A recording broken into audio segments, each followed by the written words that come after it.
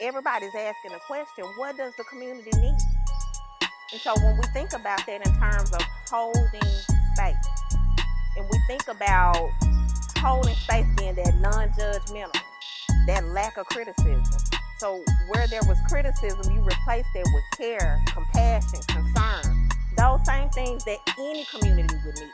And so what we intend to do with holding spaces is to sit with a community, to address those needs, to listen with care, compassion, concern, provide solutions to help.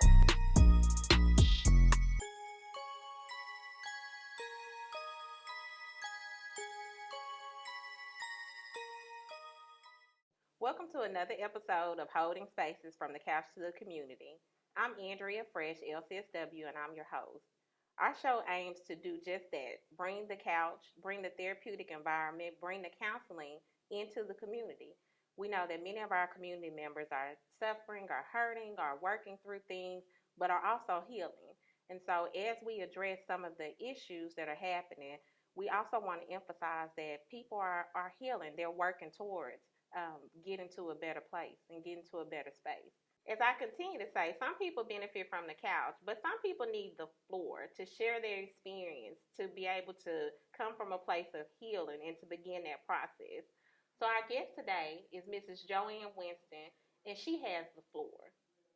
Oh, hello, and my name is Joan, but I prefer Joanne. And I really have a lot to talk about to come out, Mm-hmm. from phase one to two to three. That's talking about my growth, my growing up. Mm-hmm. And the phase two, is losing a loved one. Mm-hmm. And then phase three is also losing a loved one that I'm trying to get through. God is a good God. Mm-hmm. He's pulling me through, but it's a step. Mm-hmm. And losing loved ones, with the first one, there was a large shoe. Mm-hmm. Now I'm in a larger shoe because the hurt and the pain I got, Mm-hmm. and it's inside, it's balled up, and I'm just waiting. I know it's going to explode.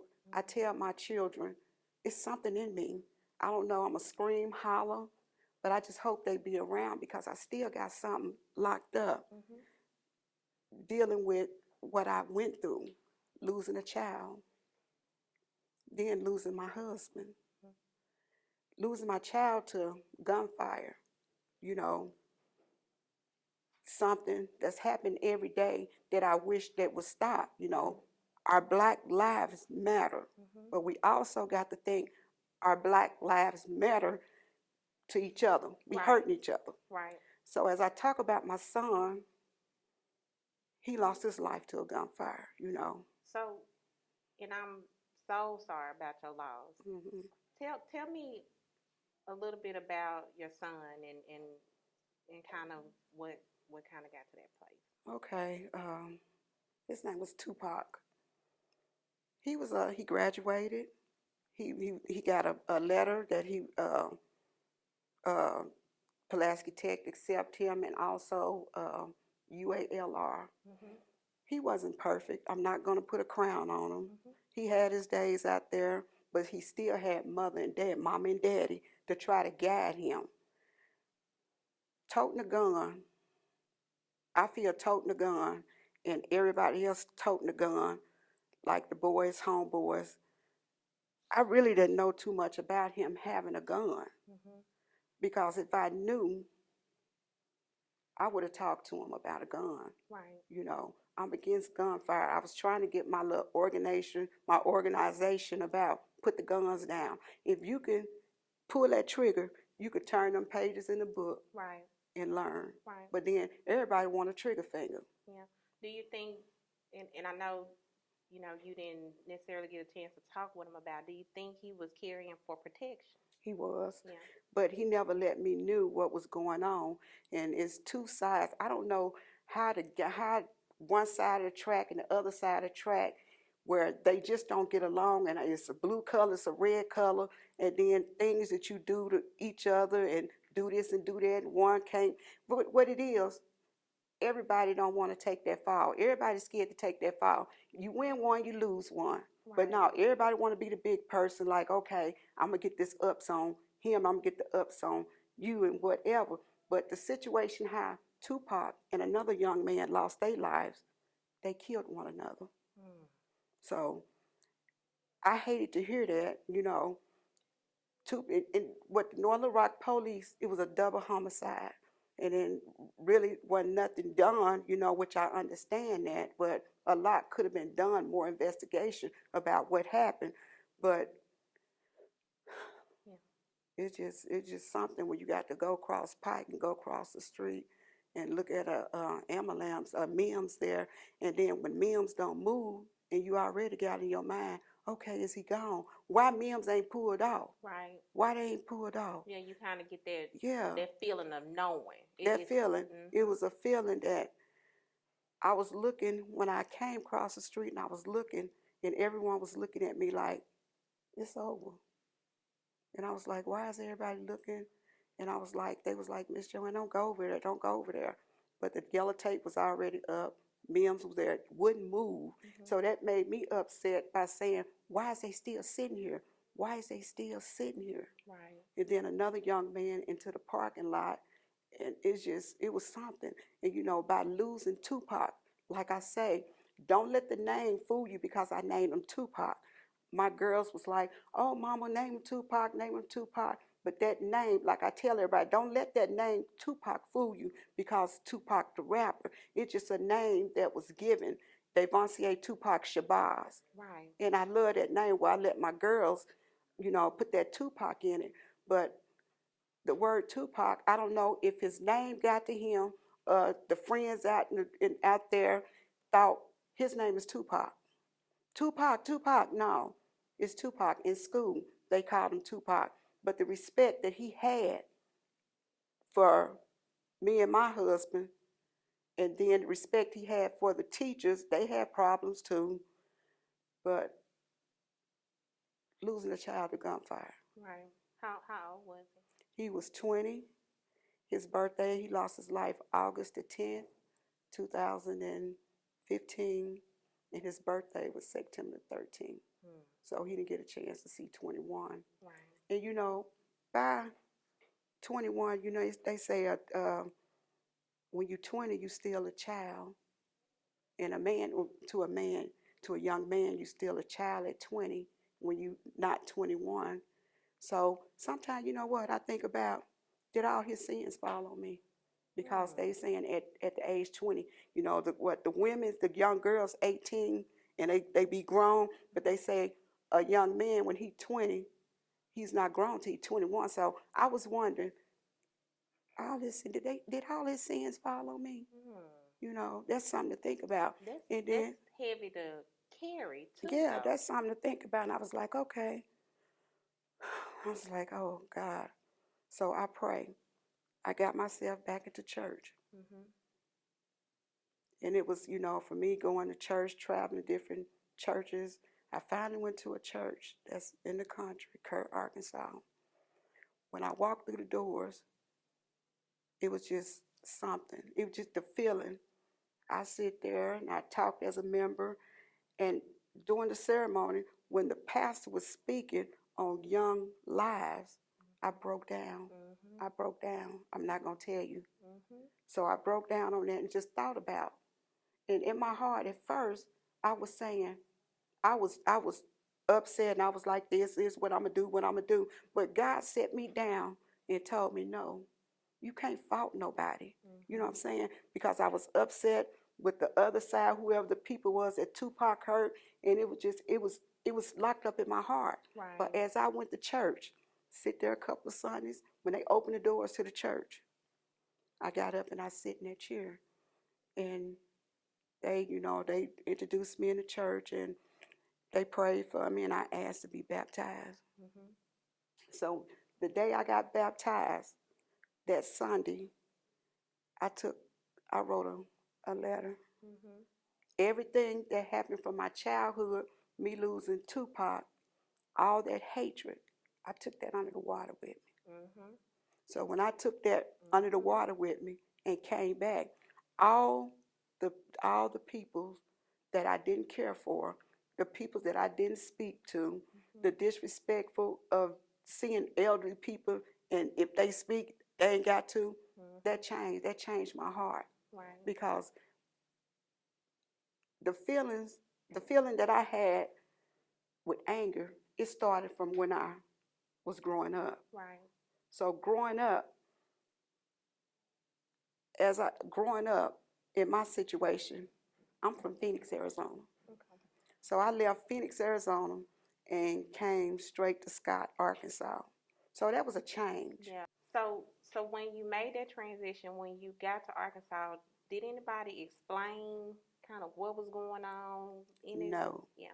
And no, yeah, cause no. kind of culturally and generationally with Mm-hmm. us, you know, children, nobody thought about us or our feelings No. or any of those things and how that might affect us. So yeah, so literally you just Yeah, moved here. yeah. We moved here, and Mhm. then by the things that we didn't do and didn't know, there was a lot of problems, a lot of blaming, like they don't know nothing this here. But when you come and trying to adjust to another life, it's hard.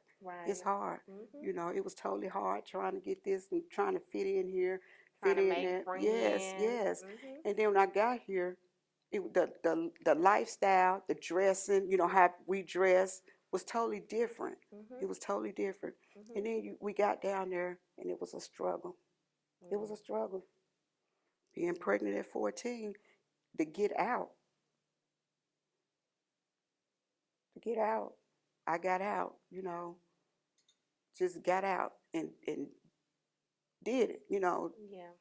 And the guy, you know, when you get out there young and then you get those older guys and then they say, "Oh, that's not my baby." That's fine. That's Mhm. fine. You know, I was glad I got it out. It's just a long story that I need to get it out, but I'm just going to keep it in until due time. When I get into your office, I would like to talk about it. Mhm. No, that's fine. Okay, so growing up, 15 with a baby, school changed. I actually dropped out in 11th grade Mhm. because I was a mother. I had to get out there and get it for Right. my oldest girl. So who provided support to you? So were you still living with grandma and mom, Hmm. but mom had other children to take care Yeah, of. she Yeah. did. She was pregnant when she Mhm. came. She had twins. So after she had the twins, and she moved us to Jacksonville. Mhm. Still, the money wasn't really, you know, for a mother of four. Then you just had twins. That's six, and it was totally different. And then my father was down here. Mhm. So my father was here. He came back from Arizona and moved back here. When my father, he was doing all he can, which he took care of us. Right. My father committed suicide. Mm. So that was a big issue too. When my How father, how old were you? I was 12.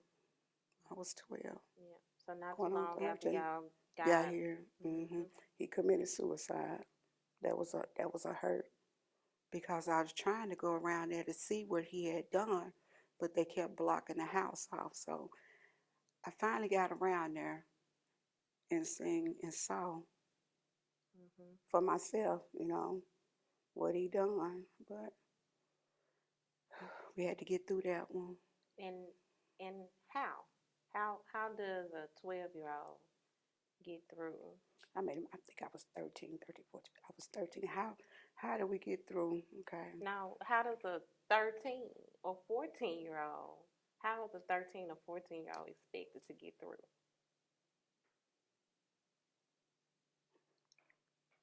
I tried with no support, Mhm. none. My father, my father people, they was good, you know. They was supportive, Right. you know. Being that age, losing a father, and then I hate keep saying the word suicide, but you Mhm. can't just say, well, he, you know, passed away. I want to say the word suicide Yeah. because that's important out here. Yeah. Suicide Yeah. due to the bullying. But I'm not going to jump from the bully to the suicide. But, you know, it was trying to adjust to that, because from that time my father took his life, the roads got rough. The roads got rough, rocky, stickers, bugs walking on top of it, because it was hard. It was hard. Did you blame him for No, his actions? I didn't, because he had a mentality. It was mental, Yeah. you know, and mom was getting him health, and his brothers and sister was, but it's just that day we wasn't around, and he did it. Yeah. So So 12, 13, 14 in that area. And then you got pregnant. I got pregnant. When you look back, do you make that connection that possibly what you kind of feel like is getting out there I had to get out there. might have been getting away? So, do you see what I'm saying? You're right, Andrea. Yeah. You're right. Getting away. Getting away. Getting away. Because all of that transition. So you uprooted, you come here. Again, it's not like they talk to us, because even, I think my parents may have did a little bit better, but traditionally, nobody sit the kids down and tell them what's going on or explain to them. And so that's leaving the burden on an 11-year-old, a 12-year-old, a 13-year-old to have to figure that out. You're right. And then you had that. So that's already big by itself, just being uprooted, having to come here, having to readjust, make new friends, all that. And then shortly after you were here, your father took his life. Took his life. Right. Yes, and then from there, I had to go on. You had to get away. I had to get away. So when I got away, I had a little girl, and I was still in school, but it's still hard. So I got out there. I dropped out of school because I had to fend for her. By staying, in the country, the butane to run out, it'd be cold, and then, I didn't get my education. I need to go back and get my GED, but I did that for a reason. Right. I had to take care of my little girl. Yeah. So my life changed. So as she got a little older, 2 or 3, I was a heavy shoplifter. That's the truth. Yeah, I was the truth. That's true. Yes. You work within what you feel like are your limits. Yes, I was a heavy shoplifter to get out there, and I'm not ashamed to say I was a shoplifter. And well, this is the thing. See, you speaking to somebody right now, right? Yeah. Because again, these are the things that we don't talk about. We act like, oh no, I've never done anything, and then it's people coming up behind us who feel that same way, who feel like these are my only options, but they don't hear those words coming from us, kind of old school. They don't hear those experiences. So then, they feel like they're alone. So that's your truth, but you speaking to somebody. Yeah, if you just let that go and stop trying to hold that in, what you done in the past, maybe you get that pressure off your chest. I sitting here just holding your chest, just holding it in. That's like it'll bust your chest. You know what I'm saying? So with me, with my life, I was a shoplifter. Did what I can do to survive. So what other options were there for a 15-year-old with a baby? Nothing. Not a thing. You wasn't able to get a job till you 16. That was too long for me. Waiting to get 16 to get a job. No, I sit there and say, no, I'm not finna wait. So I got with some older, and they taught me, And that's the thing too. I think what sometimes parents don't realize is that whether you teach your children or not, somebody gonna teach them.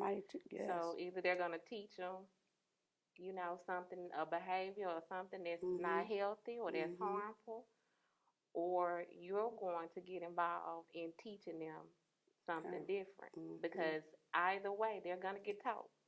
Yeah, so I got taught how to shoplift the big way, not going in there and putting something in your purse. That was petty. If you're going to go in there and take something that's worth, when they get ready to tap you on your shoulder, but then you can't have too much because it go into a felony. Mm-hmm. So I learned So how to do. they taught you the precise way. Yes, I had to Mm-hmm. learn the way to walk into a store. Mm-hmm. You know, walking in normal, come on back out, and you got their merchandise. Did you get good at it? Girl, what you talking about? That ain't nothing to brag about, but I'm telling you how good I got. I know you did. Anytime Look, you I could seen it. look, anytime you take 3 leather coats out, you know you're bad, but that's not nothing to brag about. No, That's just, you know. but I'm gonna Yeah. tell you where I'm going with it. Okay, when we get good at something, Yeah. it gives us that sense of accomplishment, that sense of pride. Now imagine that 15, 16-year-old girl and somebody teaching her something else, another skill, something that can profit her, something that's not gonna put her in harm's way. That same person would have got good at that too. Yeah. Do you see what I'm Yeah, I saying? understand what you're saying. You got good at it because you good. Yeah, I got good It's at just it. the options that you had before you. So, you know, getting out there, learning to shoplift, didn't have to shop. I got child support for my daughter, but each time I got good money, the father would quit. He'll quit his job, so he wouldn't have to give me anything. So my father's Social Security cut off because I quit school. Yeah. So getting out there shoplifting. One thing I can say about myself, Andrea, I didn't never prostitute. What you say? That's off the list. We gonna go on. We gonna go on. They say you do anything. I didn't never prostitute. Well, I didn't assume that either. Yes, I'm just saying we gonna go on get that out now. Okay. I never prostitute. Right. No, Yeah. I get it. Look, what you say? Shoplifting was your thing. It's shoplifting. Yes, I never prostitute. So that's a good thing. But I also get what you're saying in that these were the options. If you think about it, you know, when you say that, when you say, well, I didn't do this, and even though we can make light of it, that was an option when you were 15 or 16. Yeah. And that was an option that many people probably did choose in those same situations. So, you know, even though, you know, shoplifting or boosting is not, you know, but that was still of the options you had, that was the one, you know. Yeah, that's the one I chose. Yeah. So after probably getting caught in the big stores and getting caught impersonating, then you can impersonate, and then they ain't got to, you know. Yeah, you can just kind of say that you're someone else. And gone on, and it just, you know, I did a lot of that, and I've been in and out of jail. I ain't perfect now. I've been in and out of jail. But the last time my shoplifting, I had to go in circuit court. And you know, circuit court ain't gonna play with you. So I went before a judge, and he set me another date to come back. I said, oh God, let me go and stack these kids up and whatever I did. I had clothes stacked up. My husband, I told him, have this food here and this food here. We're gonna do this. You don't come out. But I went before the judge, Humphrey, and he looked at me. He said, you don't look like a shoplifter. I said, but I am. But we're gonna back up. I was in hiding when I had warrants. I never turned myself in. I go to court, but I never paid a fine. That's how I got caught. Didn't pay a fine. So when I went up before Judge Humphrey, he looked at me. He say, "You don't look like no shoplifter." He say, "Are you working now?" I say, "Yes, sir, I'm working," which I was. He say, "Okay." And he wrote some stuff. He said, "I'm gonna put you on a year probation." I almost fell in the floor. I was like, "Oh my God, I'm not going." I was looking at penitentiary time. All them charges, criminal impersonation, felony. What's that when you signing people's name that ain't your forgery? Yes, I was doing it, running from the police and jumping over fences and stuff. So when they finally caught me, I say, they caught me. I told Mama they caught me. I'm not finna run, whatever. And you know, people don't understand how common of a feeling that is. Yeah. I've heard a lot of people express that you know, just that whole the stress of being on a run and ducking and dodging and always that way of living. So I hear that a lot of times that people when they get caught, they just like, ooh, you know, it's over because their weight is lifted. Yes. And sometimes that weight is heavier than whatever the anticipated punishment Mm-hmm. might be. Mm-hmm. Because once I got caught Mhm. ducking and dodging, going up under the bed in closets and stuff, Mhm. that was the best feeling.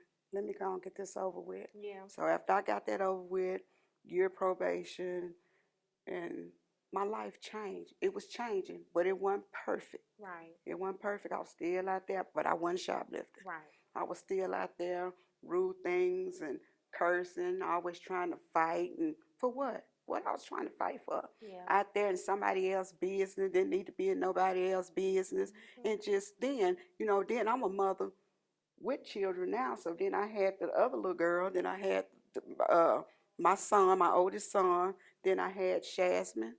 And then I was having 6 babies. I had six. So I had to change for them because they would have picked up my habits. And Right. that's habits. The habits I had, they didn't need it. Right. I didn't smoke crack. I didn't do no crack. That's what's so good about it. I Mhm. said, I'm so glad I didn't get turned out on no sherm, crack, and whatever else. And so when I stop you here, that's because I want to, just put a pin there because when people say, so like we having a conversation, when people say I didn't do this, I didn't do that, and I think that it's because people don't understand Mm-hmm. the different trajectory that your life goes on when you do Mm-hmm. certain things. Yeah. So it's not even about like weighing out, this wrong was Mm-hmm. better than that wrong. It's not that. It's that these were options for you. Yeah. See, these were things that, so even in a state of not making the best decisions, you made the best decisions that were still available to you. Yes.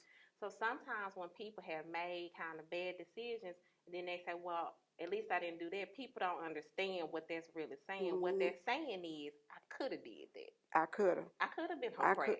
I could have Yeah. been a prostitute Yeah. because those were also options Options. for Those me. was options. Mhm. And I bypassed them, Mhm. and I'd rather put a girdle on and a dress Mhm. to get with that other, to Mhm. lay up with people, to lay around with men that you don't know, Mhm. and just selling your body. I think your body is precious. Mhm. If you take care of your body right, our body is precious to Mhm. us to just give it here and here.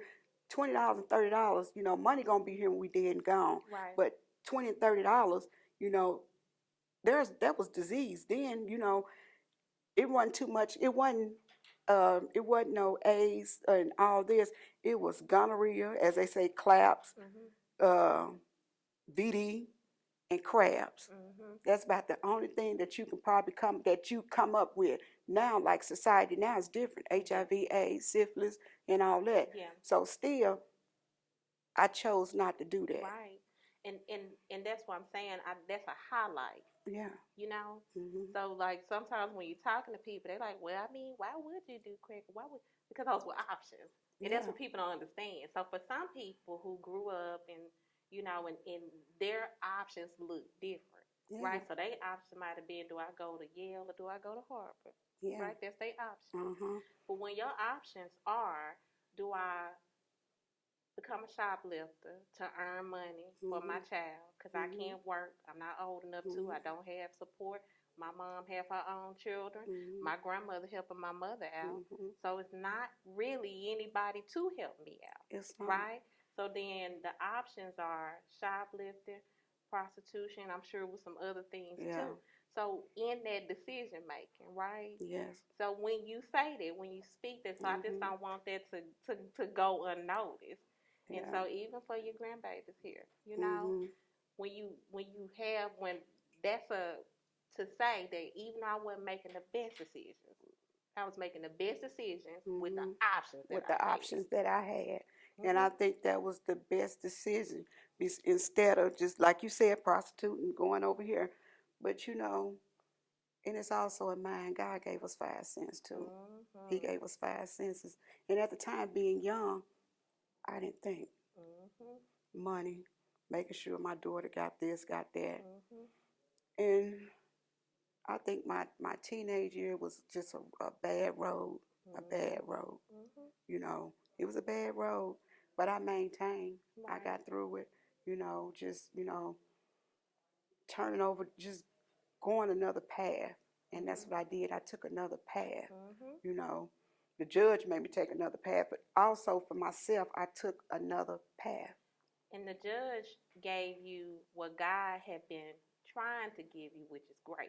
Yeah. Right? Yes. So the judge, by way of God, who had already been giving you grace, because every time you run off and use another name, he was sparing you, right? Yes. So the judge gave you grace. Yes. And what you decided to do is not take that grace for granted. Mm-hmm. Yeah, I'm gonna do something different. Yes, I'm gonna do something different. Yeah, I'm gonna take another option. Yes, and then by doing that, I didn't have to run from the police. Every time I see a police, I be ducking and dodging. So now I used to pass by the police. I just be smiling and waving because they don't want me no more. They don't want me. They don't want me no more. I'm good. Yes, I'm good. And some come up, and the first thing we say, I'm good. I'm good. I ain't got to run. I'm good. So I was like, oh, and that feeling, that relief, like, you know, it's indescribable to, you know, to. So when people walk down the street, you know, the Bible says, and I hate to just get too biblical, but you know, the Bible says that the way of the transgressor is a hard way, right? Yes. People don't understand when you live in that lifestyle, you're living it for whatever reason, because you don't have options or because of whatever the situation. But that's a hard way to live. That is, you know, to come from Arizona to here, and then trying to get there, and then make it there, and there go that option right there. So I took that option, you know, being a little girl with a baby, don't know, learning how to change Pampers, which I had my mother, great support. She say, Joanne, I'm going to take this one, but don't you come back up with another one. I told her, trust me, I'm not. That's that grace. Trust me. That's that grace. I didn't come up with another one till she was 5. So mama took that one. So that gave me the option. I got wild out there. I was a shoplifter, just a heavy shoplifter. I was working Thursday, Friday. I had work days and shoplifting. That's something. You got work days. You go out there and you get it on a Thursday and Friday and you sell it. Friday and Saturday, you got money. That's how. But I think, you know, I hate that I had to do that, but one thing about it, I maintained. You know, I didn't have to go, Bart, can you buy me some Pampers? Can you do this? I maintained. So during that time, were there any programs? Were there any, you know, was there anything? No. Because like, you know, like you caring. It wasn't no caring people. You know, it wasn't no care. It wasn't no one to sit down and talk to you. It wasn't, you know, you may get some older people that really care, that'll sit down and tell you, baby, you going the wrong way, baby, you doing this. But someone else, like middle age, didn't nobody care. They didn't know. I don't believe they know. They don't know nothing about caring. Yeah, they probably doing their own thing. Yeah, doing their own thing, and that's why some of us young girls got out, because being 14 and pregnant, that was hard. I hid that. I hid that to about 6 months, and bam, I couldn't hide it no more.